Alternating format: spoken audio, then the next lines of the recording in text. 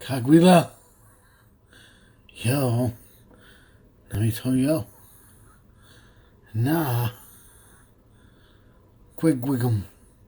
Quick wigum soon. Galmo zone gone. Penny. Sungal. Sungal. Penny. Yak. It's a duck.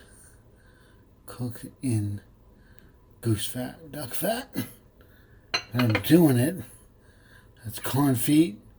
When you cook it in duck fat or in fat, you cook the feet. But I am using, it's not quite up to temp yet. It's almost there. I'm using a hybrid sous vide setup for cooking, which I don't know anyone that does sous vide confit or solar confit, which I also do. Did quite a bit of this summer. Solar confit. I've been doing confit, duck, goose, pork, lamb. It's been great.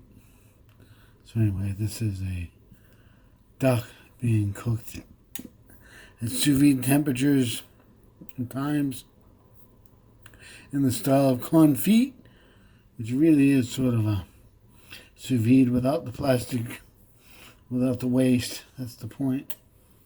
And then we'll do something wonderful when that comes out. I might let that go for like 24 hours. Anyway. Holy poke what? Audio in a box.